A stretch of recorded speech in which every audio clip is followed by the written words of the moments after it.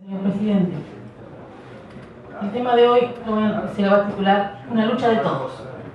El último 16 de agosto, Montevideo recibió la visita ilustre de 3 luchadores por la libertad y los derechos humanos en Cuba. Esos 3 cubanos están realizando una gira por América Latina contando y denunciando los atropellos de un régimen autoritario que luego de la Revolución Cubana en la década del 50 se perpetuó en el poder. La realidad en la isla caribeña es dura. Estos jóvenes son integrantes del Movimiento Cristiano de Liberación, MCL. Esta organización de resistencia fue fundada por el popular líder y mártir de la disidencia Osvaldo Payá, asesinado por el gobierno que encabeza Raúl Castro. Luego de la muerte de su padre, María Rosa Payá se convirtió en la líder natural del MCL.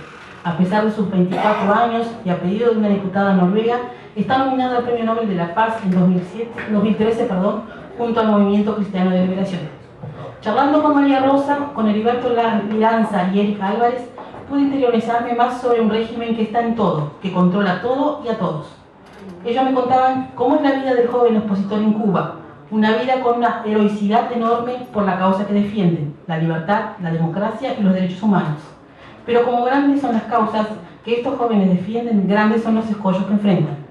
Enfrentan un gran aparato estatal que no tiene como fin defender al pueblo, sino que ese aparato inmenso está para mantener a una élite que en el poder, cueste lo que cueste. Élite plagada de lujos, bancada por una corrupción que empobrece y arruina cada día más a Cuba. Cuba, gobernada por los Castro, está lejos de ser aquel paraíso que nos dibuja el Frente Amplio, el PIT-CNT o la FEU. Los Castro mantienen un régimen que desprecia al individuo, no admite que ningún ciudadano piense distinto a la revolución, cargando con dureza contra aquellos que le dicen a los dictadores: queremos libertad, necesitamos derechos. En la isla los presos políticos abundan, los exiliados se multiplican y peor, todos sienten miedo. En ese paraíso comunista los ciudadanos no tienen más el mínimo derecho a elegir dónde ir. El gobierno prohíbe ferozmente la salida de los cubanos sin autorización. No permite que aquellos que están afuera puedan regresar, disimulando esta situación con una falsa reforma. Y peor, controla y muchas veces prohíbe incluso la libre circulación de personas entre distintas ciudades dentro de la isla. Una revolución que se gestó para combatir un dictador se transformó en una de las peores dictaduras.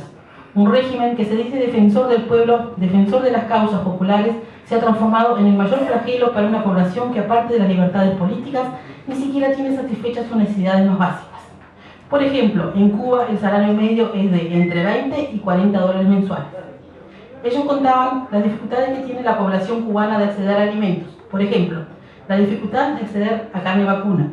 Faenar una vaca generalmente se pena más duramente que un homicidio, incluso formándose un mercado negro de la carne.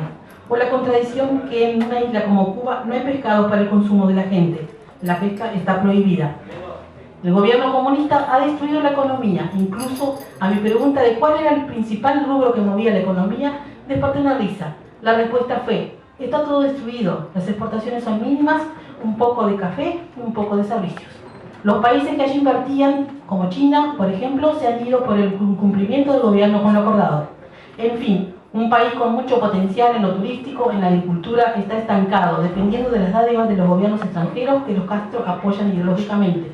Pero lo que más sufren son los propios cubanos, porque al contrario de lo que dicen los defensores de la dictadura en Cuba, solamente vive aquel que está cerca de los Castro y vive de la corrupción.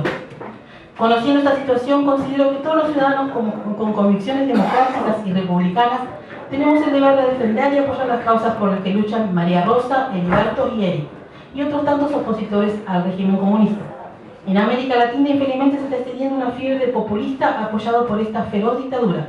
Venezuela, Ecuador, Bolivia, Nicaragua ya están bajo el yugo de caudillos admiradores de los Castro e imitadores de sus prácticas. Organismos internacionales como la OEA dan la espalda a esta situación, con su Secretaría General insulsa manejado por los gobiernos populistas, y ni que hablar de la UNASUR o la CELAC, que apoyan directamente el gobierno dictatorial. Aunque parezca lejano, si nosotros nos defendemos y cuidamos a ultranza nuestras libertades, nuestra democracia, nuestras instituciones a diario, estamos al acecho de los populistas autoritarios que abundan por nuestras patrias. Señor presidente, esto fue escrito por un joven convencional nacional del Partido Colorado, un joven dirigente que por suerte tenemos el honor de que sea riverense, fue escrito por Santiago Alfredo Esteves. Y esta declaración se va a publicar en toda la prensa. 2 minutos, no me quedan minutos. Quiero que pase a la prensa, a toda la prensa, y al Comité Ejecutivo Departamental y al Comité Ejecutivo Nacional del Partido Colorado.